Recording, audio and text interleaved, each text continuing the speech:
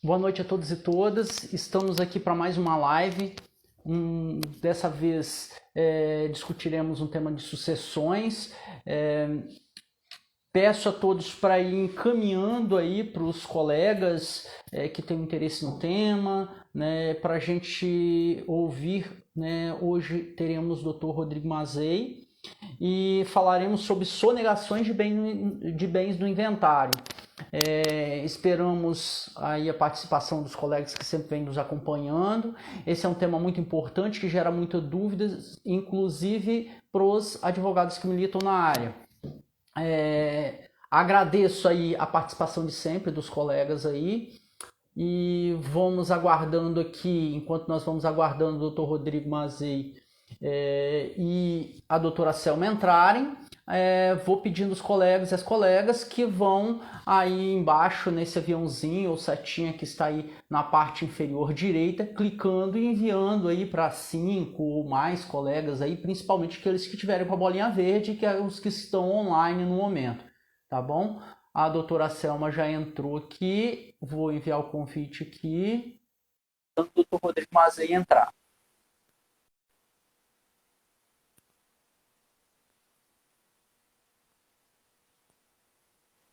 Olá, boa noite. Boa noite, Selma, tudo bom? Tá me ouvindo bem? Ótimo, estou. Pessoal, vai dando feedback pra gente aí também, se o som tá bom, se está tudo ok, tá bom? Para mim, seu som tá ok, e o meu, para você? Tá ok, tá muito bom. Hoje, enfim, nós vamos receber aqui o Dr. Rodrigo Mazei, né, Hélio? Sim, sim. Tô aqui enviando a mensagem para ele aqui, avisando que eu tô aguardando ele entrar aqui. Eu acho que ele já entrou, já me enviou a solicitação, tô aceitando aqui para a gente começar o bate-papo aí, que o tema hoje promete, né? Um tema muito interessante aí de se discutir realmente. E doutor Rodrigo, boa noite, doutor Rodrigo. Boa noite. Tudo bom? Vamos ver aí se a internet aguenta aí, hein? Que a internet aqui está ruim, mas vamos tentar aqui. Vamos tentar. Se der algum problema aqui, eu saio e coloco 4G. Aí vocês vão continuando aqui para a gente tocar aí. E isso é muito comum, né? Volta e meia aqui, a gente fica com as lives meio picotadas, teve dia da gente ter de sair, todo mundo, voltar de novo, mas vai dando certo. Doutor Rodrigo, eu gostaria de agradecer, em meu nome de Selma aqui, a honra do senhor prontamente ter aceitado o convite da gente. A gente sabe que o senhor é bastante atarefado, tem muitos compromissos aí, mas a gente, graças a Deus, me conseguiu marcar esse bate-papo aí com o doutor, e que a todos os colegas que eu enviei convidando para a live, sempre o elogio, dada a profundidade que o doutor trata do tema, e como o Tartus fala, o doutor é um híbrido, entende muito bem do direito processual e também do direito material, que é muito bom. E o que eu sempre até indico para os alunos, inclusive as suas obras, e não só as aulas que tem gravado, que tanto na palestra, na aula, quanto nos livros, trata o direito na profundidade necessária, mas de uma forma clara que o aluno inicial consegue compreender o que está trazendo a mensagem. Por isso que a gente objetivou aqui, agradecemos ao senhor a honra de estar nos dando essa oportunidade de trazer para bater esse papo aí com os nossos ouvintes.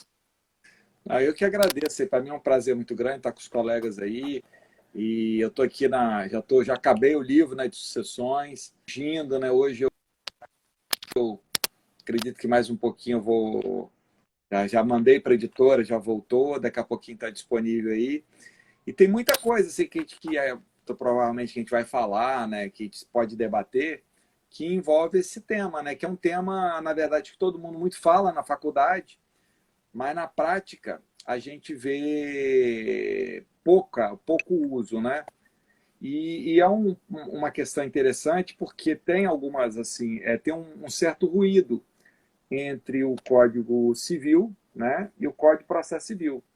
Então, e mais, aí é um ponto que é interessantíssimo, muito interessante, que eu já chamo a atenção, a estrutura que a gente tem, aquelas coisas, quando você começa a estudar o assunto profundamente, você vai vendo alguns pontos que são interessantes.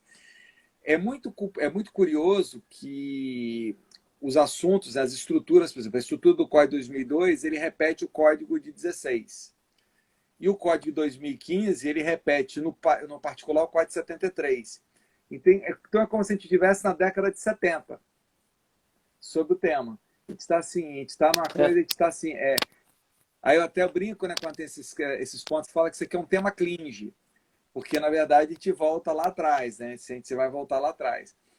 E aí, olha como é que isso é importante, porque seria relevante, inclusive a partir de técnicas que a gente tem dentro do Código de Processo Civil, imaginar esse tema dentro das técnicas que nós temos dentro do Código de Processo Civil atual. Então, isso cria uma situação que ela é estranha, né? E assim, fazendo esses comentários iniciais, ela é tão maluca assim, às vezes. Eu vou falar um ponto aqui para quem está acostumado com o direito das sucessões e tal. Não sei se vocês já notaram a posição topológica que isso está no código. Ela está numa posição topológica que envolve os atos do inventariante. Então, olha como é que é engraçado. A sonegação, na verdade, ela é tratada como um ato do inventariante. Não tem nada no Código de Processo Civil, por exemplo, construindo a ideia da sonegação para o herdeiro, né, para as partes. Olha aqui, dá uma olhada nisso, que isso é interessante, que você vai pegar lá, quando você começa a ver lá o Código de Processo Civil, você vai ver lá que, na verdade, o tema, né, estou aqui com um códigozinho aqui na mão para ir dando as dicas aí para vocês. Olha que interessante. Então, a gente pega aqui o código, se você pegar lá o artigo 618, né? Então, aliás, pega o 617, né? Que fala sobre a ordem de nomeação do inventariante e tal. Aí o 618 e 619 vem as incumbências. Aí, fazendo assim, só um passeio, né? A 618, as incumbências ordinárias, 619, as extraordinárias. Aí, olha como é que já é uma coisa que é engraçada. 620, o principal ato, né? Que seria as primeiras declarações. Aí, olha como é que isso é legal, Hélio e Selma. Aí eu tenho do 621 ao 625 um tema, esse tema específico, que é a questão da remoção do inventariante. Então, se você for observar bem, olha como é que esse ponto é um ponto importante. Duas coisas que eu queria já tirar aqui. Olha dois detalhes que às vezes passam batido. A remoção do inventariante ela é tão relevante para o CPC que ela tem 621, 622, 623, 624, 625, 5 artigos. Sobre os poderes propriamente, né, as incumbências do inventariante, nós temos 3. 618, atos ordinários, 619, atos extraordinários e as primeiras declarações. Olha como é que isso é paradoxal. E mais, quando a gente pega aí, é muito legal a gente pegar o 621, se vocês puderem fazer esse exercício depois, e tudo que eu estou falando aqui, boa parte, não tudo não, mas boa parte, está lá naquele texto que eu escrevi lá, agora recentemente, em homenagem ao livro lá, que fez homenagem a 30 anos de docência do Francisco Lima Neto, que ele já está disponível, esse texto lá no meu canal no Telegram, mas eu vou deixar disponível para quem quiser, depois a gente fala dele. Mas olha que legal, quando você pega o 621 do Código de Processo Civil, olha esse detalhe como é que ele é legal. Ele é incompleto, porque ele só fala do inventariante. Compara ele com 1996 do Código Civil. Porque o 1996 do Código Civil, aí ele já trata a sonegação no duplo ponto. Qual que seria o duplo ponto? Ele trata da sonegação não só no espectro do inventariante, mas no espectro também de quê? Do herdeiro. Olha que legal isso. Então, essas comunicações, elas, para mim, assim, elas são muito importantes, porque se a gente não se situa, e eu vi muito problema disso na doutrina, acaba falando como se fosse a mesma coisa. E não é. Né? E efetivamente não é. Então isso é legal. Tô vendo que a Selma está ansiosa para falar alguma coisa. Pode falar, Selma. E se me chamar de Não, doutor de novo, Hélio, eu vou brigar com você. Aqui nós somos colegas. Pode chamar de Rodrigo, Mazei, né? Mas se me chamar de... Aí eu falo, eu acabo aqui a live aqui. Estou chamando você de Hélio, a Selma de Selma, somos colegas, então com certeza. Perfeito, perfeito. Vamos ficar na informalidade mesmo, então. Não, Rodrigo, é porque chama muita atenção o 622, porque vem trazendo uma conotação de penalidade, né? O inventariante será removido do ofício de ofício ou a requerimento, e aí no sexto traz, né? Se sonegar ou ocultar ou desviar bens do espólio. Porque parece que traz para a gente que a obrigação, né, exclusiva por lidar ali com as primeiras declarações, as últimas declarações, é que cabe a ele, mas deixou talvez de se ponderar que ele pode talvez desconhecer, né, a existência de algum bem, e isso também ser tarefa do herdeiro, que de certo vai ficar prejudicado. Então, se tem ciência do bem, eu não tinha também me atentado para isso, porque você trouxe esse comparativo, essa relação entre o Código de Processo e o Código Civil, na forma como ele trata, né, a sonegação, o sonegado,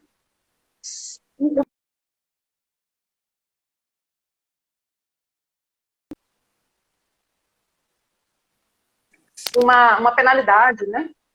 Você quer ver um detalhe muito legal que tem aqui, para quem advoga com sucessões? Esse agora aqui, ó, já que nós estamos na live aqui, eu vou jogar aqui uma faixa preta. Olha um ponto que tem que as pessoas não se dão conta. O inventariante apresentou as primeiras declarações. Dá uma olhada nesses dispositivos que eu vou falar. E sem fazer propaganda do livro, tá? Do comentário e tal, mas isso tudo eu desenvolvo lá de uma forma muito detalhada. Aqui eu vou ter que falar de forma mais curta. Olha que interessante. Lá no... Aí então, primeiras declarações. Mesmo que olha esse detalhe, é muito legal, tá, Céu? Olha que legal. Mesmo que a parte já esteja presente nos autos, ou seja, supriu a citação, dá uma olhada lá no artigo 620, lá nos seus parágrafos.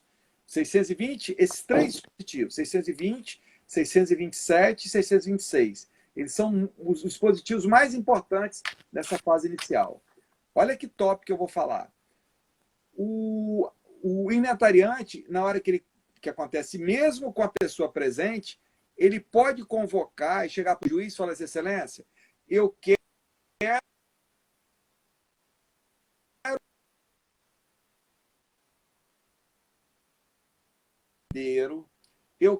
que o meeiro, eu quero que todos que estão aqui, que têm que ser citados, eles falam expressamente, não só sobre as minhas declarações.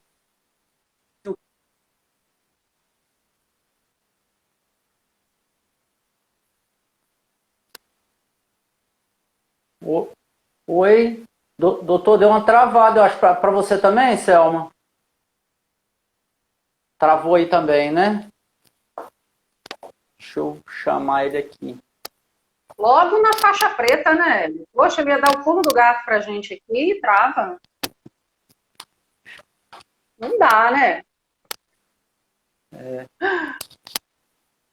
Eu tô vendo aqui, tava dando uma olhada nos comentários aqui. Caiu. Vamos ver se ele aguardar ele entrar de novo. Eu acho que ele retorna agora no 4G. O pessoal tá aqui falando que travou. A gente tá aguardando.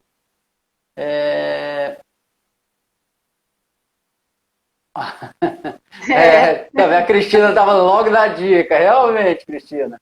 A gente, Cristina, estamos bons para isso, né? Para trazer a faixa preta para a gente. Agora a internet vem querer derrubar, né? Assim não, né? Ele entrou já de novo aqui, vou aceitar aqui. Peraí. A Mariana aí, o Elton também, vem falando aí que estão aguardando ansiosos aí o livro de sucessões do Mazei para adquirir. Realmente, as obras do Mazei são muito boas para quem tenha interesse em direito de família e sucessões, podem comprar. Estou fazendo propaganda aqui para você aqui, das obras que teve os colegas aí, estão aguardando ansioso essa nova obra de sucessões aí. Mas olha só, já que todo mundo entendeu a dica, né? Porque na hora que eu Não, falo dica, caiu. não. Tá todo mundo aqui, Faixa não, preta. logo na dica. Então, Parou no faixa preta. Parou no faixa... essa é uma dica muito importante, que veja o seguinte, olha só. Ele está aqui no... que você extrai você pode extrair isso, do que eu vou falar do 620, do 626 e do 627, ok? E isso que eu estou falando está mais bem claro no 626, parágrafo 4º. Olha só, mesmo que a parte já esteja nos autos, olha que dica boa. O inventariante apresentou as primeiras declarações.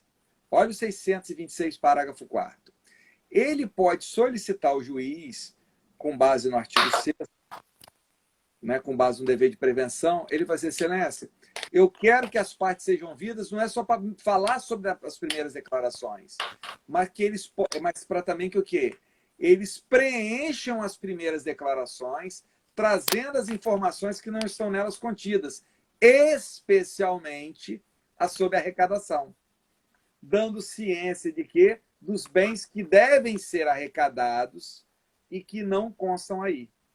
Olha que interessante isso. Então, Ou seja, você chama todo mundo para dentro. Você traz todo mundo para dentro. Então, você cria o código, quando ele cria esse sistema de cooperação, por isso que eu falo, lá do artigo 6º do CPC, o que é todo mundo cooperar? Não é que você vai ser bonzinho nem nada, não. Cooperação é uma comunidade de trabalho. Então, olha que legal, Selma. O primeiro ponto que a gente já pode chamar a atenção, a manifestação que a gente faz hoje, que se tem hoje sobre as primeiras declarações, ela, em hipótese nenhuma, ela pode ser vista como uma reclamação. Na verdade, olha o que eu vou dizer, ela é uma postulação de saneamento. Saneamento em dois sentidos. O que está errado, você vai apontar para o inventariante que está errado. Ok? E o que está omisso, você vai apontar para o inventariante que está omisso. E aí, cara, você cria uma dinâmica diferente. Veja como é que você cria uma dinâmica que ela é totalmente diferente nesse particular. Então, a gente não pode levar a sonegação só para o lado do inventariante. E isso é interessante, olha como é que isso é maluco. O código é cheio de erros. Se você pegar lá o 618, quando ele fala sobre, por exemplo, os bens que estão em colação, olha que detalhe top. Aí ele fala, o 618, inciso 6. Trazer à colação os bens recebidos pelo herdeiro ausente, anunciante ou excluído. Ele dá a entender, no 618, que... Mas está errado isso, tá? Que o inventariante, a incumbência dele é só sobre esses bens, sobre colação desses bens, ou seja, do herdeiro excluído, né? do renunciante. Mas, na verdade, olha que interessante. Quando você vai lá no artigo 620, inciso 4, olha como é por isso que tem tudo totalmente ligação com as primeiras declarações. Olha o que o inciso 4 fala. O inventariante tem que trazer a relação completa, individualizada de todos os bens do espólio, inclusive aqueles que devem ser conferidos à colação. Aí, olha, eu como sou advogado inventariante, o que eu faço? Olha, o que eu sei sobre colação é esse aqui. Os herdeiros necessários são estes. Excelência, intime os herdeiros necessários para que eles expressamente colaborem com o inventário e indiquem quais são os bens que submete à colação. Sob pena de quê? Sonegação.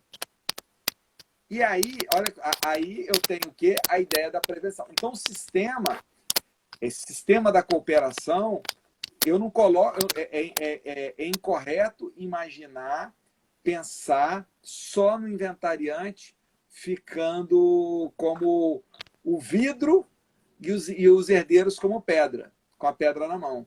Na verdade, ele é um espelho, ele é um sistema que ele é dinâmico e circular, porque a sonegação envolve todos.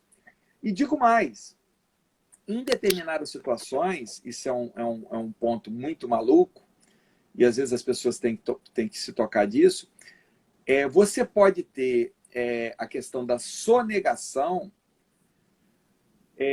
Ainda que a pessoa às vezes não tenha, às vezes que a pessoa ela tem ciência do fato, mas ela não tem direito, por exemplo, sobre aquele bem. Não é incomum, às vezes, que o meeiro, tá? Que o meeiro, o cônjuge meeiro que não é herdeiro, por exemplo, ele saiba que aconteceu uma doação com um descendente em comum.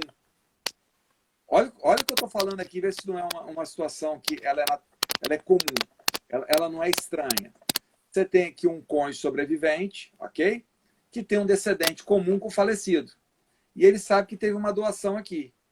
E ele só nega essa informação. Muitas vezes esse descendente ele é um incapaz. Ele só nega essa informação para os herdeiros necessários de outra, né? De outra relação. Então, olha que interessante.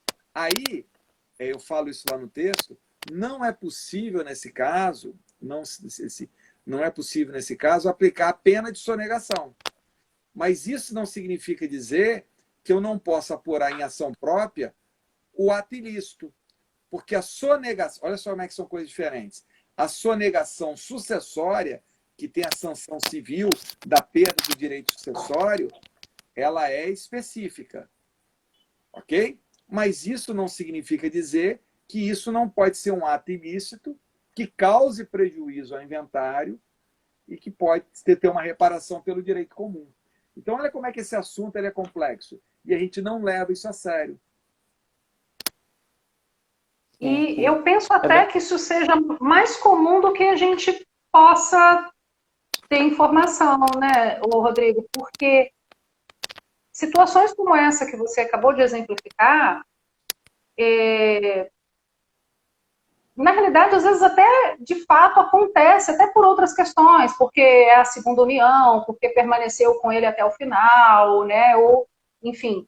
E porque, assim, até porque em dadas situações há um afastamento natural, né, dos filhos da primeira relação, e aí vai se perdendo um pouco das informações de constituição de novo patrimônio, ou até mesmo de já adquirir esses patrimônios em nome, né, desse filho ou desse cônjuge, né, ou companheiro, enfim, e que esses herdeiros, né, também necessários da primeira relação possam não ficar sabendo, né? Ó, eu tenho um caso, eu falo isso lá no livro, assim, mas eu não posso publicar um texto específico sobre isso, porque eu dei um parecer, tal, foi até por escrito, não foi um parecer, foi uma opinião legal.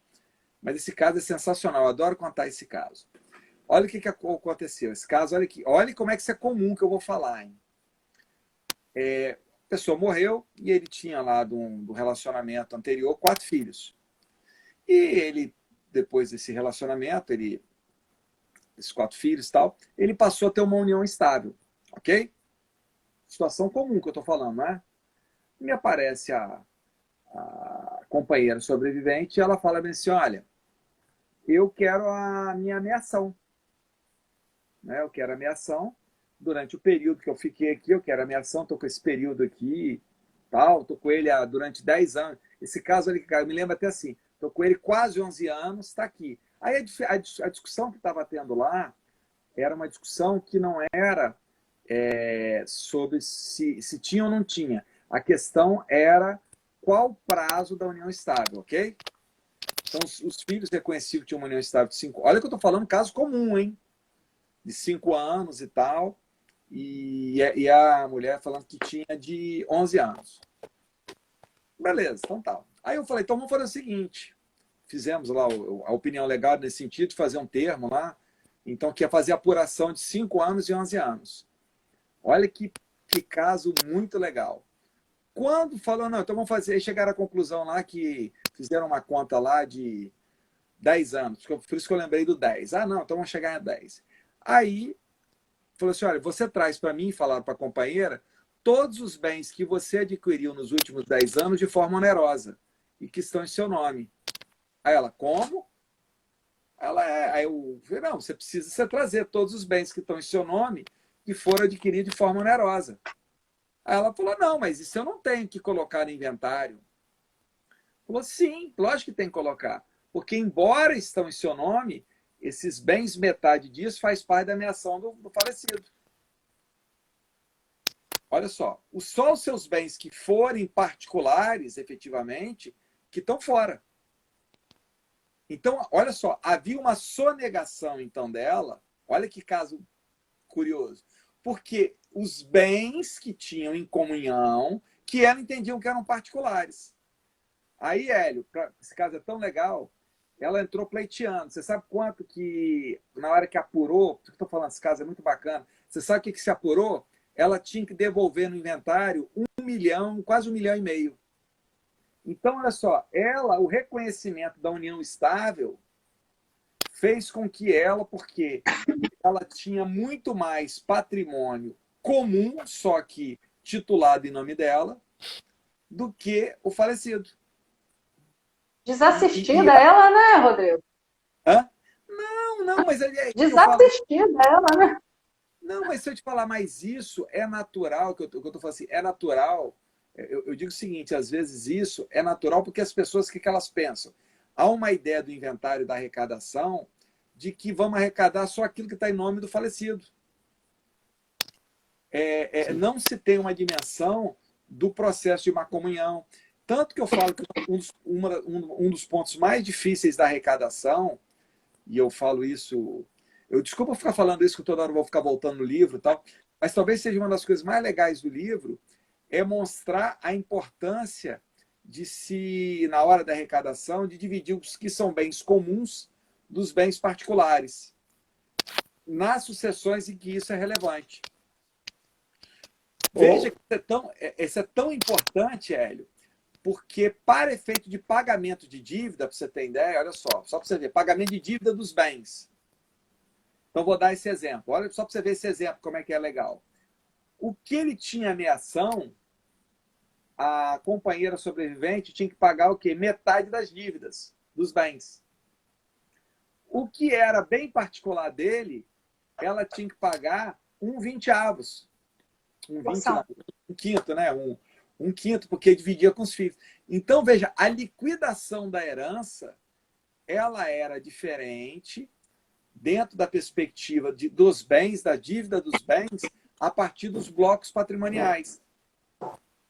Então, isso é um detalhe, e isso tem tudo a ver, volto a dizer, isso a gente encaixa com a sonegação, porque a sonegação é um ato ligado à arrecadação. E a gente tem alguns mitos, por exemplo. Mas aí, eu sempre falo quando eu dou aula, e até eu brinco, né, que todo mundo brinca e diz que quem não gosta de matemática vai para o direito, né? Aí eu falo, vai para sucessões para você ver. Claro que tem outras áreas também. E outro detalhe, direito das sucessões, por mais que você tenha a habilidade, se você não pega código do lado, calculadora seja no papel ou no digital, um esqueminha para ir separando dessa forma que você falou, o que é de um bolo, com muito cuidado, e depois revisar, vai dar algum problema. Você vai acabar comendo mosca, alguma coisa que é muito melindroso mesmo. Hélio, eu vou falar um negócio aqui. A minha sócia, a Bianca, entrou aqui. A Bianca agora está lá comigo, lá na parte de sucessões lá do escritório. Então, ela já está pegando aqui está pegando muitos inventários andando e tal. Tem uma coisa lá no escritório, a gente tem um auditório legal. Diga-se em passagem, até para me emocionar aqui, faço questão de falar isso, em homenagem ao professor Rodalvin. O nome do auditório é Auditório Professor Rodalvin. E tem um quadro lá legal. Você sabe o que a gente faz nos inventários? A gente coloca isso no quadro e a gente senta para poder olhar. Porque isso dá uma dimensão. E isso, eu vou fugir um pouco aqui do tema, mas vou falar, e é um artigo que eu estou escrevendo. Isso no livro ficou muito embrionário, isso não deu para desenvolver no livro. Também não tinha a ver com o livro. Estou fazendo um texto lá com a Maria, lá do escritório, da importância do legal design no inventário. Porque vão ser gráficos que você vai mostrar. Olha como é que olha que ponto legal, importante para falar da sonegação aqui, para pegar o assunto, é a colação. Olha que importante isso, Selma.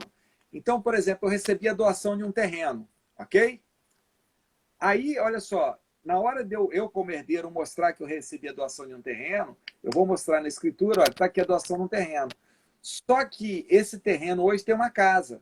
Então, a colação é só do valor do terreno. Aí, o que eu posso me valer do legal design?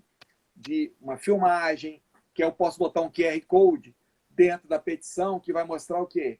Que aquele terreno, na verdade, não é, ou seja, tem as benfeitorias que eu fiz. Porque também tem isso, porque às vezes a sonegação, olha que loucura. Olha a visão pequenininha que a gente tem. Sabe um caso que eu enfrentei uma vez? A sonegação não era do imóvel. O que o sujeito ele declarou? Ah, não, eu recebi um terreno. Só que, na verdade, quando ele recebeu o terreno, ele não recebeu o terreno. Ele recebeu o terreno com uma construção. Então, a sonegação do herdeiro necessário não era do terreno. Sim. Então, olha que é muito comum, né? Isso cria, cara, uma ambiência que ela é totalmente diferente. Então, aí que eu volto a dizer, como é que eu posso imaginar que esse assunto ele pode ser tratado por dispositivos no Código de 2002, que repete o Código 16, o início do século XX, e no Código de 2015 é a cópia praticamente cuspida, tem um outro dispositivo, tem uma outra alteração do Código 73. Então, isso é feito para... não é feito para poder funcionar. Então, é um dos pontos mais importantes hoje, que eu falo, é a estabilização da arrecadação. Então, por que também que eu estou fazendo essa observação? Há quem sustente, por exemplo, que o inventariante, né, pegando, por exemplo, o artigo 621, está escrito bem assim, ó, só pode arguir a sonegação do inventariante depois de encerrada a descrição de bens com a declaração por ele feito de não existirem outros bens. Aí, olha o que está escrito, cara, na doutrina. Eu vou falar aqui, eu não quero ser deselegante, mas é muito isso na doutrina, é maciço. Então o inventariante ele pode completar até as últimas declarações. Isso é falso. Porque, na verdade, se ele for intimado, se o herdeiro falar bem assim, olha, não tem mais nada, e ele sabe que tem, o que significa dizer? Ele já cometeu a sonegação. Desde que seja uma notificação expressa para tanto. Uma notificação, uma convocação que seja expressa. Então, o inventariante ele pode se configurar numa situação de sonegação no curso do inventário. Essa ideia de que o artigo 621 ele está ligado ao 636, fazendo aquela brincadeira de novo, é clinge, é velha. Não tem nada a ver. Tá? E o que eu estou falando, isso é muito legal o que eu estou falando aqui, parece que eu estou falando uma coisa nova. Vou falar dois autores que sustentam isso, já sustentavam isso, mas assim, eles estão numa posição majoritária, o Silvio Rodrigues e o professor o Carlos Maximiliano, que, diga-se de passagem, é um clássico. Quem gosta de direito sucessório não lê o professor Maximiliano. Ele fica aqui do meu lado. Ele está aqui do meu lado, aqui na minha bagunça aqui, está aqui do meu lado. Então, é muito importante entender isso, porque o que é o ato de sonegar? Aí vamos entender o que é o sonegar. O sonegar é ter uma posição passiva e negativa à arrecadação. Então, essa postura do inventariante já autorizaria por si só a própria ação de sonegação. Porque você tem que, olha, ele já declarou que não tem. Porque, veja, você pode ter determinadas situações em que você pode até se submeter a você ser surpresado com uso capião, se está na mão de terceiro, a deterioração do bem. Então, tem que tomar um cuidado e a gente trabalhar com essa ideia de sonegação dentro de um plano que seja mais real. Por isso que eu falo, essa dimensão do processo cooperativo, ela é fundamental. Não sei se eu consegui ser claro assim, porque é algo que foge à ideia. Porque eu desafio vocês aí, 99% dos comentários ao CPC, quando falo do artigo 621, ele faz uma correlação lá com o artigo 636, ou seja, de última declaração, o que me parece absolutamente inoportuno. Mas eu achei interessante esse exemplo seu do terreno, porque ao menos assim, é muito raro, ao menos nos casos que passa aqui no escritório, de bens imóveis, que tá redondinho. Tá lá, tudo averbado. Normalmente compra-se o lote, constrói, não averba a construção. Compra-se o lote com a construção, demole, constrói de novo, não averba nada. Então, assim, isso é muito comum, principalmente assim. Claro que os imóveis novos, hoje está ficando mais difícil fazer isso, mas aqueles imóveis mais antigos, construídos um pouco de tempo mais atrás, é uma bagunça geral. Então, assim, o que está no registro não é como diz, não traz fidelidade do que realmente tem lá. Agora, eis o problema da prova, né? Aí é o jump of the cat. O que você faz? Na hora que ele traz aquilo ali, o que você faz? Você volta com a intimação para ele. Olha, eu quero que você declare que o bem está desse jeito. Porque se ele não tiver nessas condições, você está o quê? Sonegando aspectos patrimoniais que aumentam o valor. Porque ele vai ter que... Porque, olha só, uma coisa, que esse caso que eu falei, o valor do terreno, eu falo isso aqui que eu lembro bem do caso, o valor do terreno era aproximadamente R$500 mil, ok? O valor das benfeitorias, que já tinham sido feitas pelo autor da herança, era mais de R$1 milhão. Só que não estava averbado. Você vai dizer que não há sonegação Sim. aí? Rodrigo, Lógico que há sonegação. assim como o primeiro exemplo que você mencionou, os filhos alegavam uma união estável de 5 anos. E a esposa, a companheira, alegava uma união de 11 anos. Ou seja, uma diferença para aquisição de patrimônio até bem considerável, né? Sim. Então, esse lapso temporal que ela brigou para ganhar, né? No sentido de buscar um benefício nesse período, na realidade, acabou por ajudar os herdeiros, né? Porque se havia patrimônio constituído nesse lapso temporal, daí a importância da gente voltar naquela questão de ter o quadro e pontuando essas questões também, porque nesse lapso aí de 6 anos, né, que era mais que o dobro do que eles estavam alegando, na realidade acabou contribuindo para que, de repente, se verificasse a aquisição de mais patrimônios aí que não estavam em nome do decujus, né? Posso falar, então, uma questão faixa preta aqui para você? Essa Lógico. é só para quem está assistindo a live. Às vezes, a sonegação, nesses casos, ela envolve os marcos temporais. O que as pessoas fazem? Elas mexem nos marcos temporais, seja de união estável ou de separação de fato, para sonegar o bem. Olha como é que, então, olha como é que isso é interessante. As pessoas mexem nos marcos para criar o quê? Ambiência da sonegação. Por isso que eu falo, olha como é que o código, eu não posso ser inocente, eu não posso ser incauto quanto ao ilícito como pode ser perpetrado. Então, tem várias formas, né? A sonegação ela pode acontecer de várias formas. E você quer ver um ponto que é interessante, que às vezes eu falo? E a sonegação do fruto? Isso não gera? Isso é muito interessante, porque quando você olha o Código de Processo Civil, se você fizer uma análise, uma interpretação boa do 622, eu acho que fica tranquilo que isso é suficiente para você retirar o inventariante para remoção. Tudo bem. Mas a pergunta, será que eu não posso... Olha como é que isso é legal. Eu não posso ter sanção civil ao herdeiro quanto aos frutos? Porque é muito comum que o herdeiro... Olha só. O que o artigo 2000 é outro pulo do gato. O que o artigo 2020 ele fala? E é um dispositivo pouquíssimo utilizado. Aquele que está na posse fática do bem, né, seja o inventariante, o herdeiro, o cônjuge, ele tem uma responsabilidade de trazer os frutos, né, para o espólio. Ele tem direito a receber as despesas, né, necessárias e úteis. Não tem problema, isso não é problema. Mas ele tem que trazer os frutos, ok? Olha que legal. Aí ele não traz os frutos. Se ele não traz os frutos, olha como é que isso é faixa preta.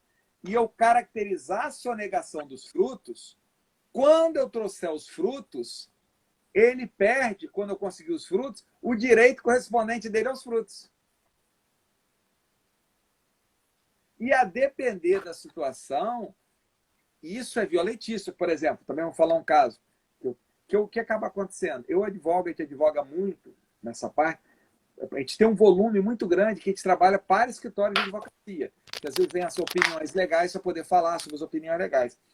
Esse caso era sensacional, Celso. Sabe por que esse caso era muito legal, esse caso?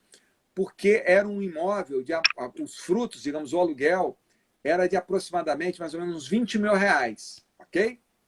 3 herdeiros. Então, eu estou falando uma parcela de 6 mil e poucos reais por mês.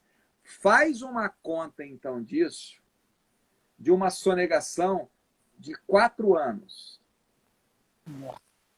Então, olha só, isso aí, na hora de fazer o encaixe dos quinhões, na hora você olha, não, mas essa parte do dinheiro você não vai receber não, porque você vai ter essa pena aqui, ó. Você sonegou aqui. Veja, e ainda que eu faça, isso é interessante, por quê? E aí isso é um ponto, né, está expresso no artigo 1996, a gente pode até imaginar uns pontos diferentes, mas o que ocorre? O objetivo do inventário é dar fim ao condomínio hereditário. É justamente por isso que fala, poxa, mas eu apurei a sonegação dentro do próprio inventário. Sim, mas veja, o inventário não há uma sentença condenatória no inventário. Esse que é o ponto. Não há. Então, por que o 1996 ele exige que se faça uma ação própria, uma ação autônoma para que se tenha a sanção? Porque, senão, olha como é que é tudo que você tem que compreender. Essa ação dos sonegados, ela impediria o fim do inventário. E lembrando que o inventário é um processo, olha como é que tudo é circular. E o inventário, ele é um processo que tem um procedimento que foi forjado para ser sumariamente temporal. Quer que eu prove para vocês? Qual que é o prazo para o inventário terminar? 12 meses da instauração. Por isso que essa ação de sonegados, que certamente não se encerra em 12 meses, ela tem que ser fora. Aí o que você faz? Olha como é que é bacana.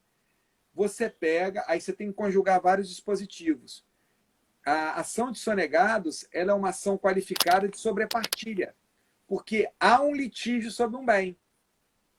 Então você não define aquilo no inventário, ok? Joga para uma ação própria e o resultado você traz no futuro em sobrepartilha.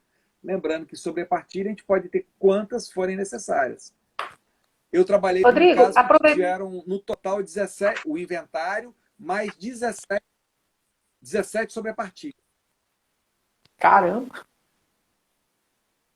Aproveitando o ensejo, você vai responder a pergunta da Selena, né, nesse contexto aí. Ela perguntou para a gente, logo mais no início, se a constatação da sonegação no inventário extrajudicial, como se resolve?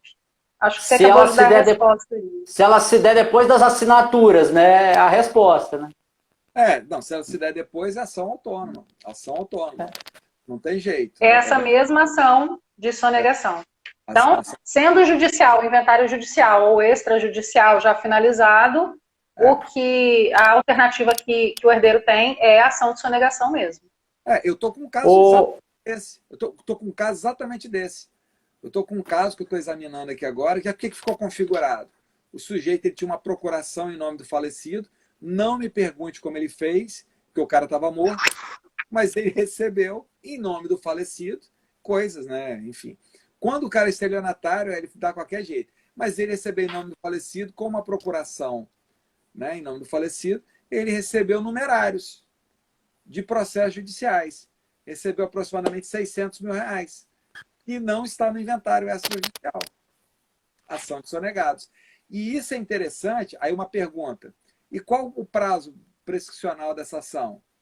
Na minha concepção, seguindo o que o STJ está falando, esse prazo ele vai iniciar do conhecimento da sonegação.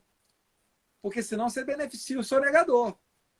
Porque o sonegador ele sonega, porque tiveram decisões do STJ no sentido de que era a partir da partilha. Pô, não tem sentido nenhum. Porque aí o sonegador, o que é que ele faz? Ele vai lá, ele joga, né, com a partilha e fica torcendo para ninguém descobrir. O que o STJ, de forma adequada, ele começou a dizer agora? Opa, nada disso. O prazo, né, princípio da actio nata, só passa a contar a partir da violação da pretensão. Quando que é a violação da pretensão? Quando eu tomei conhecimento da sonegação. Olha como é que essa fixação da sonegação ela é fundamental para o tema. Porque ela fixa o quê? Começa a correr daí, segundo o STJ. E a prescrição se dá em? Bom, aí se você entender que é uma prescrição, como é que fala? É comum, 4 anos, enfim. Como ato ilícito, 3 anos. Eu, assim, particularmente eu vou te dizer que esse é até um ponto menor. O grande ponto que a gente fica é saber quando que ela vai começar a contar. Por isso que é importante que quando você tem essa postura ativa, dessa ação ela não postergar. E aí tem uma questão que aí se eu falo lá no livro, não está no artigo, que é muito legal. Olha, essa aqui, se tem alguém que vai fazer concurso, tal, essa é uma pergunta tradicional de concurso. Todo mundo fala que no inventário, olha que questão massa essa, hein? E é muito tradicional em concurso essa questão. Todo mundo diz que no inventário só se admite prova documentada. Só documento, não é isso? Não é essa a que todo mundo fala? Artigo 612, a prova que não é documentada não é admitida no inventário. Primeiro que isso é falso no primeiro momento, por quê? Se admite no inventário a avaliação. E a avaliação não é prova documentada, a avaliação é pericial. Mas tudo bem, essa não é a questão, não. Olha que questão top que eu vou colocar para vocês aí, Elicial. Olha o artigo 623 e 624 do Código de Processo Civil. Todo mundo olhando para mim aqui agora, que isso é top, hein? Faixa preta também. Jump off the cat aqui na live. Em se tratando de remoção do inventariante, a prova é livre. Não existe nenhuma restrição probatória quando eu estou falando de remoção do inventariante. Aí o que você vai falar? Pô, mas qual a vantagem disso?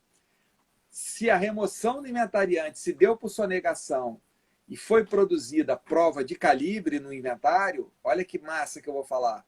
Você pode retirar essa prova como prova emprestada e ela já está contraditada e você só translada para ação de sonegados.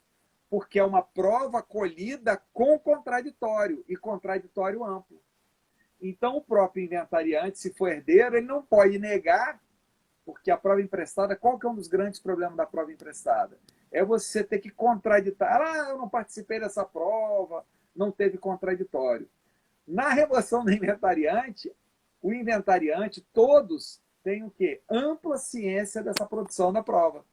Então, o translado dessa prova, ela é muito mais simples. Agora, eu vou falar um ponto para vocês. Vocês já viram alguém fazer isso? Não.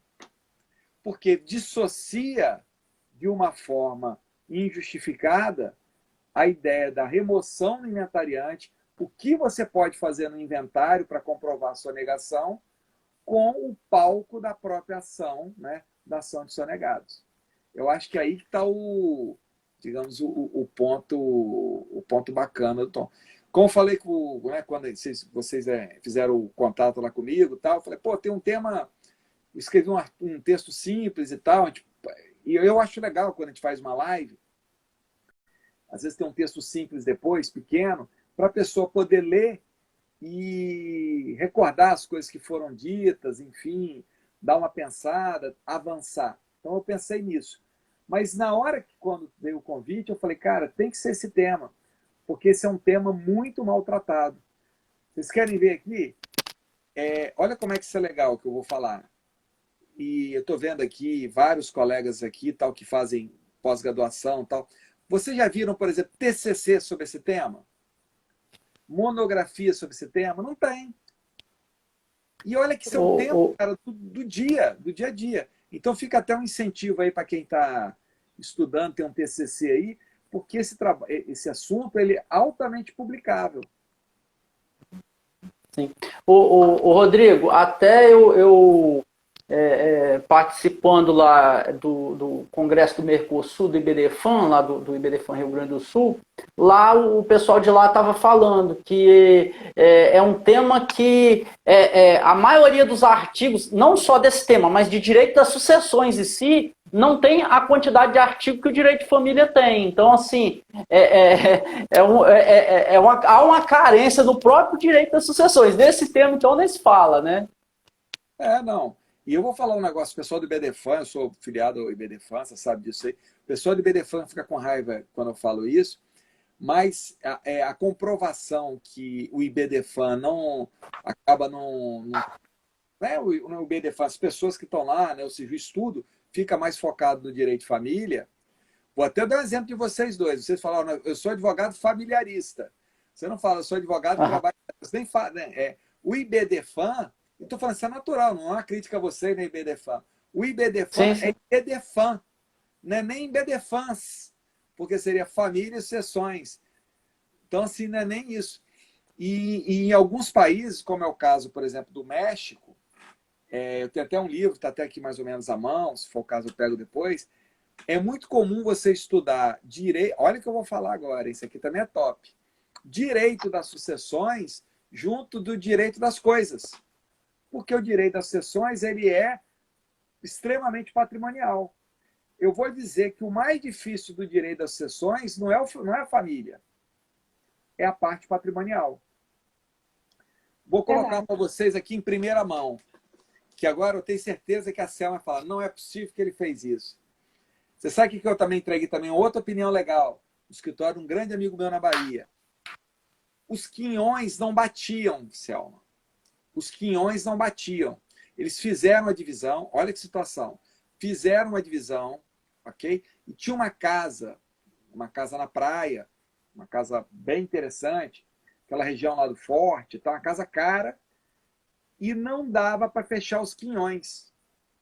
Porque um tinha 45, outro tinha 15 e tal.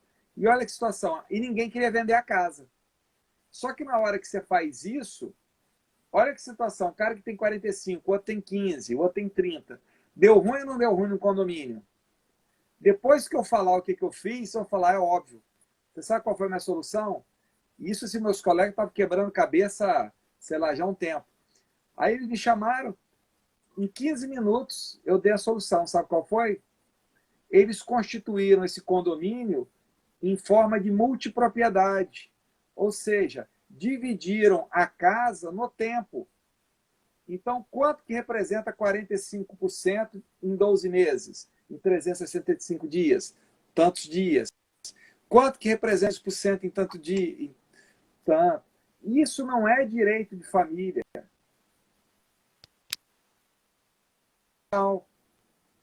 Opa, travou Entendeu? de Então, novo.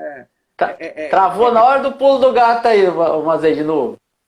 Travou? Então vamos lá. Então o que foi feito lá?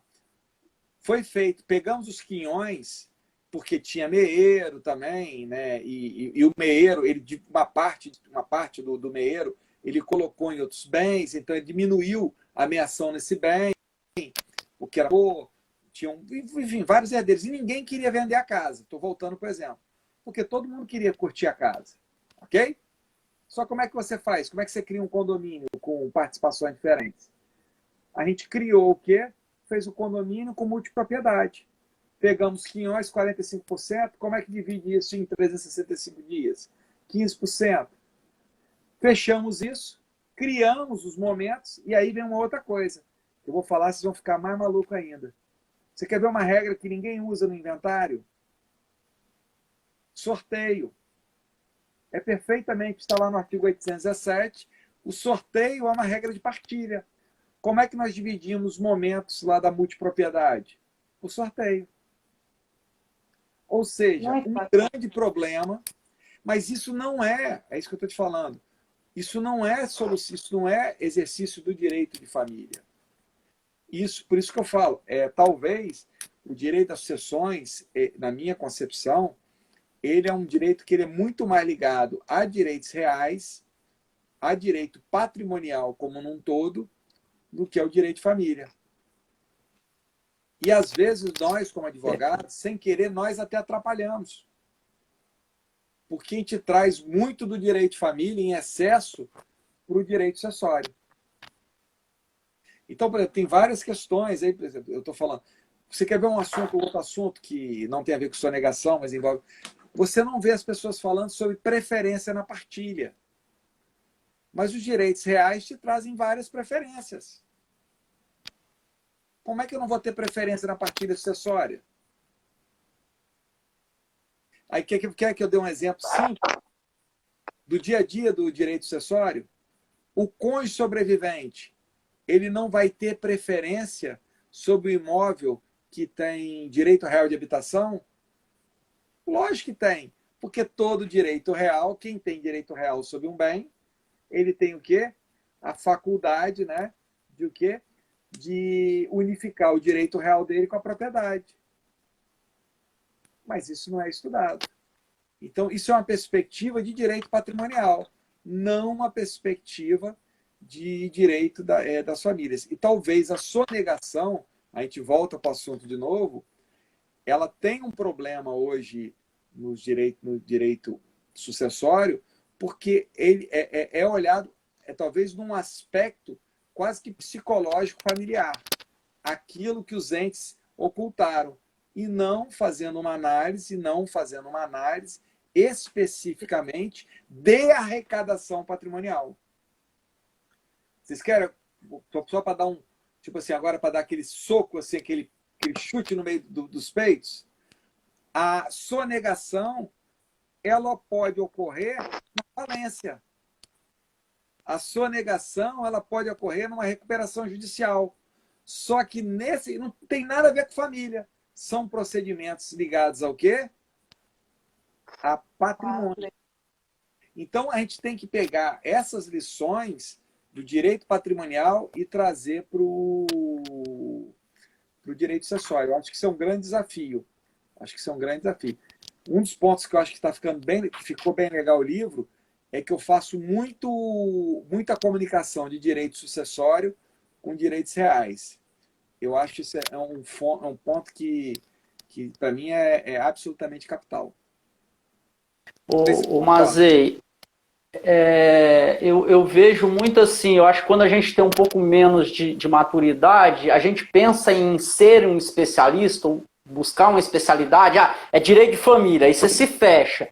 Mas com o tempo é isso que você falou, qualquer ramo que seja, não tem como, você tem de buscar. O direito, ele não é segmentado a artigo ou especialidade, ele é uma construção sistemática entre várias leis, Constituição, e como você fala, o direito de sucessões, ele vai lá no direito de família, vai lá no direito das coisas e no direito real e vai embora, vai em várias situações, né?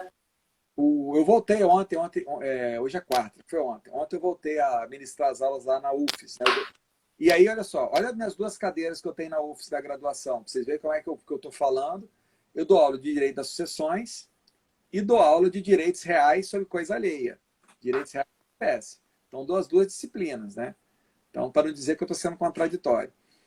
Mas ontem eu citei eu tenho um texto antigo da época do Código 16, que é do Eleazar Rosa. É um texto que é um livro simples, que ele tem muito bom, se vocês encontrarem na estante virtual, que é Dicionário do Direito Sucessório, Eleazar Rosa. Aí o capítulo inicial são as aulas que ele dava, ele partiu das aulas que ele dava, que ele ministrava, sobre direito sucessório. Então, o capítulo inicial, ele fala, o plano do curso trabalha com o seguinte, e eu sempre falo isso na primeira aula de Direito das Sucessões. Se você não souber parte geral do Código Civil, você não sabe sucessões. Aí eu, mas por que, professor? Existe abertura da sucessão sem morte? Não. Se você não souber o que é morte, não dá. Você sabe o que é capacidade? Se você não souber o que é capacidade, você não consegue fazer. Precisa saber obrigações. Obrigações? Precisa saber, professor? Preciso. Como é que eu vou falar sobre colação, ato de liberalidade, sem estudar doação? Não dá. Ok? Como é que eu vou falar, vamos lá, sobre obrigações nulas, sobre pacto sucessório se eu não sei obrigações? Não dá. Beleza? Então vamos lá, vamos para coisas. Como é que eu vou falar sobre direito real de habitação se eu não sei o que é direito real de habitação? Está lá no 1831. Isso está em coisas. Como é que eu vou falar de condomínio? E veja que é muito interessante que todas as regras, esse ponto é interessante, todas as regras, isso muito, eu quero chamar a atenção disso, está lá no artigo 1791, parágrafo único, no inventário aplicam-se todas as regras de condomínio. Ora, se eu não sei as regras de condomínio, vocês querem ver eu fazer uma pergunta aqui, uma pergunta fácil para vocês? E eu tenho certeza que na prática vocês já se depararam por isso e talvez não tenham se atentado. Quando você tem que decidir as coisas no inventário, a votação se dá por cabeça ou se dá por quinhão? Se você pensar no direito de família, a votação se dá por cabeça. Se você fizer análise de condomínio, a votação se dá por quinhão. Veja, na escolha do inventariante, isso é importante ou não é? Lógico que é, porque para o condomínio, a escolha do administrador se dá por quê? Pela maioria dos condôminos observados quinhões.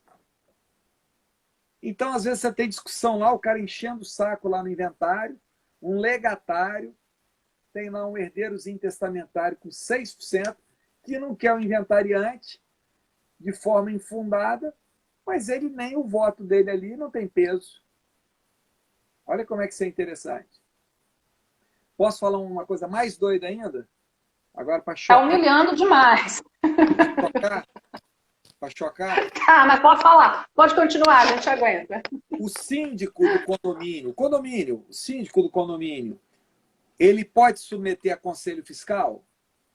Em regra, se submete, não submete? No condomínio edilício, então? Mas mesmo no condomínio comum pode ter. Pergunto a vocês, por que as partes não podem deliberar de ter um conselho fiscal no inventário? O inventariante ele vai atuar, mas se é um inventário com muitos herdeiros, por que não pode ter? É óbvio que pode ter. Está lá no 1791. As regras de condomínio são aplicáveis ao inventário. Então, o pessoal fala, então a gente está na perspectiva que ela é, com todo respeito, por isso que voltamos de novo à ideia, arrecadação, sonegação, para efeito de inventário, eu tenho que mirar em quê? Processos arrecadatórios. Insolvência, falência, recuperação judicial. Tanto é, por que o nome é inventário? Como é que você inventaria alguma coisa? Arrecadando, ok? E descrevendo.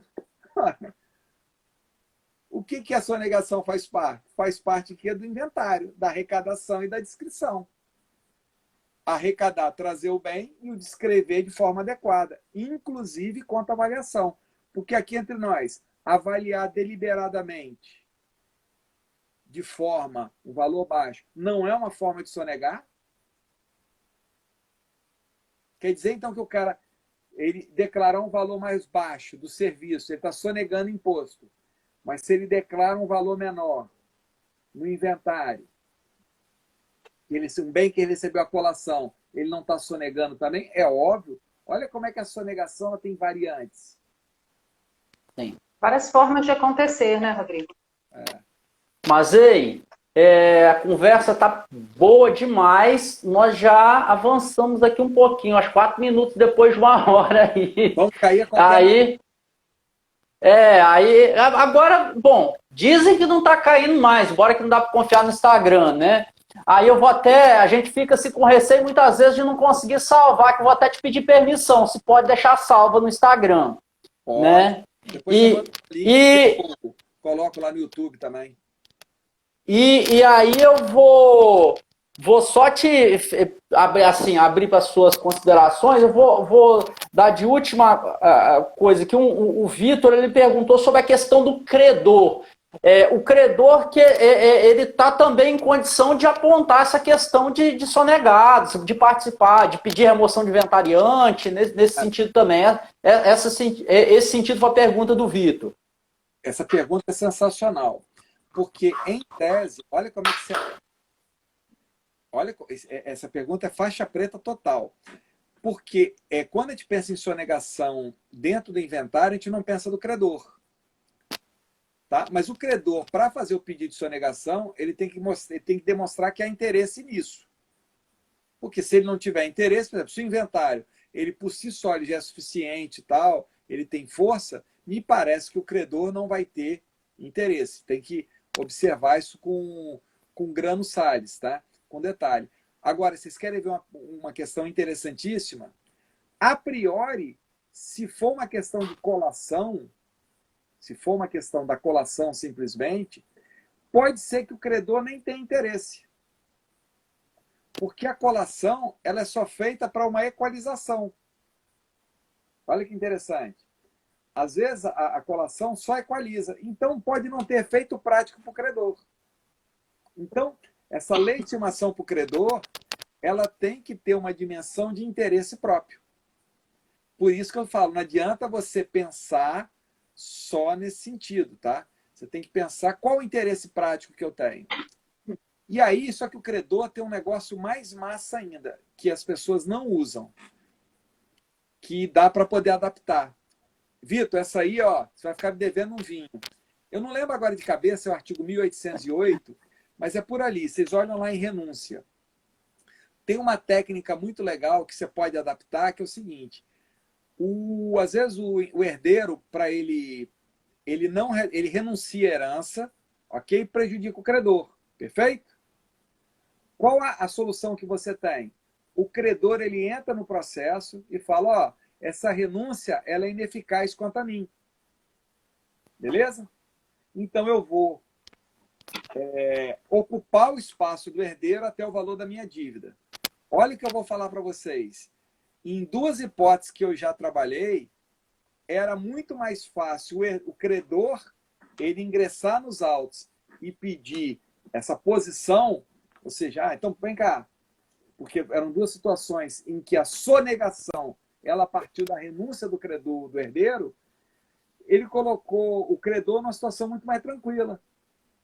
Porque ele falou assim, não tem patrimônio nenhum, eu vou renunciar. Aí ele falou, não tem não? Então deixa eu entrar.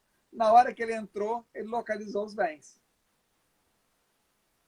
Olha como é que é interessante. Então, o direito acessório ele tem muitas variantes. E aqui, fechando aqui, as pessoas têm uma ilusão equivocada de olhar o Código Civil e achar que não tem técnica processual. E olhar o Código de Processo Civil e achar que não tem direito material.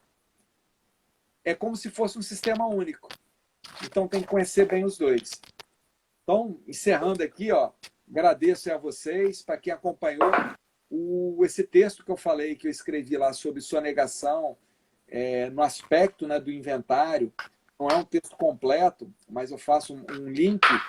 É um texto de pequeno, 15 páginas, mas tem uma estruturação legal. Falo sobre o fiscal, esse negócio do conselho, dou umas dicas lá. Está publicado lá no meu canal no Telegram. E quem tiver acesso lá agora consegue ver o arquivo lá tranquilamente. Meu canal no Telegram é fácil, Prof. Mazei, Conexões Jurídicas. Né? É fácil de você localizar. Está lá em PDF. Se eventualmente alguém não conseguir alguma coisa, manda uma mensagem aí para mim aí no direct e tal, que eu passo o link. Mas é bem fácil. O Hélio e a Selma também têm acesso aí. Então, enfim, é isso. Mas foi um prazer muito grande, né? E poder falar sobre direito das sucessões e num tema que é um tema difícil. Né? Não quero desprestigiar direito de família, muito pelo contrário. Mas hoje não há um espaço, não é comum se ter espaço para poder falar sobre direito das sucessões. Então agradeço aí aos meus dois queridos colegas aí da região do norte, né? Domina esse norte capixaba aí, né? Domina esse norte capixaba aí na advocacia. Tá ok? Então boa. Rodrigo. O Ricardo deu uma dica aqui, ó. o link do meu canal, boa, Ricardo, o link do meu canal do Telegram tá na bio do meu Instagram. Aí fica fácil. Perfeito. Tá? Vamos ver se a gente salva essa live aqui, Hélio e Céu. Aí eu coloco também lá Sim. no meu YouTube. Aí as pessoas... Beleza. De novo, Perfeito. tá bom? E é isso. Muito obrigado pelo Rodrigo, eu quero te agradecer imensamente e externar para você que todos os comentários, nossa colega de advocacia aqui de Linhares, falando que foi um espetáculo, vários alunos que são alunos seus, né, e nossos também, meus e do Hélio, parabenizando pela explanação. E eu, em particular, quero te dizer que hoje você trouxe um divisor de águas, pelo menos para mim, de como eu via o direito das sucessões. De coração, hoje você trouxe para mim uma visão que eu não tinha até esse momento. E, assim, já estou esperando o livro, já vou acessar o Telegram para ver esse seu artigo, porque eu fiquei muito interessada nessa outra conotação que vem sendo dada, e concordo com você, a gente tem há pouco espaço para se tratar disso. E eu, às vezes, quando a gente está falando aqui, acho que já é a terceira live, né, Hélio, que a gente faz dentro de sucessões. Nesse ano, é a terceira live que a gente... Acho que teve mais que 13, eu acho. Falamos sobre doação, testamento, testamento, a última agora sobre testamento, a importância do testamento para menor. Teve, eu acho que mais eu acho. Foi umas 4 lives sobre essa daqui, eu acho que é a quinta, eu acho. Então, a gente vem tentando trazer isso com esses temas que são mais, como você trouxe, né? Você que é da área, que pratica muito isso, tem uma visão muito mais contextualizada do que se encontra na prática e os caminhos para isso. Live faixa preta, sem dúvida, porque não tem outra cor acima dela. E a colega ratificou aqui, ó, que realmente foi um espetáculo, um divisor de águas para o nosso conceito, né, de direito das sucessões. De certo, acresceu ou alavancou o interesse dos nossos ouvintes acerca do tema. Não só os colegas do meio judiciário, mas também as outras pessoas, né, os nossos amigos, nossos vizinhos, as pessoas que nos ouvem. De certo, você trouxe assim de uma forma muito clara, de forma que todos puderam entender e absorver. E parabéns e obrigada por disponibilizar o seu tempo para estar aqui conosco e abrilhantar ainda mais o nosso projeto aqui, de trazer um direito um pouco mais descomplicado com pessoas de renome como você. Obrigada mesmo. Obrigado, eu que agradeço. Lembrei de um negócio aqui, ó. Lá no YouTube, meu canal do YouTube eu não divulgo muito, não. Estou montando ele lá. E aí, Selma, já que você falou, tem uma live que eu fiz com o professor Jailton, que eu acho que vale a pena assistir depois com calma, que é sobre inventário na perspectiva do condomínio hereditário. Aí eu falo justamente o inventário na perspectiva de um condomínio.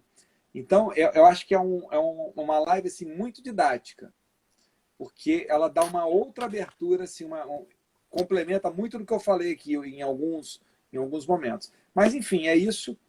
Estamos juntos.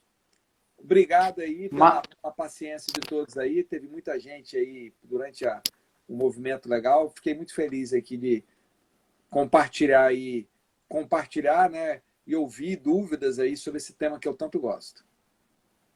Mazei, mais uma vez agradeço aí a honra de ter aceitado o convite, agradeço aí a participação de todos, peço desculpas aí que a gente não consegue talvez ler todas as dúvidas, apontar todos os colegas que sempre vêm nos acompanhando aí. Enfatizo e ratifico o que a Selma falou, vários elogios, doutora Ana Cláudia Brandão, juíza lá do Nordeste, lá que já participou aqui com nós, entrou parabenizando o tema e realmente vamos deixar a tela aberta, né, as portas abertas e com fé em Deus a gente vai lhe chamar para falar mais sobre sucessões, porque você já deixou um monte de ramificações aí, de pulguinha na cabeça da gente, para a gente chamar com outro tema aí para a gente falar. E no mais, pessoal, assim, comprem o livro do Mazei, os livros do Mazei, porque realmente são muito bons. Eu tenho aqui esse que ele vai lançar, eu pretendo comprar também. São muito bons, didáticos e com essa pegada aí dele. Profundidade necessária mas de uma forma simples e de fácil compreensão, que é o que a gente precisa, né? Sem aquele monte de viajei na maionese, de tese, coisa prática mesmo do dia a dia. Isso daí que é importante, certo? Muito obrigado, Bazei, e espero que nós retornemos em outra live, né? Em outras. Grande abraço, Selma. Um beijo. Obrigada. Até mais.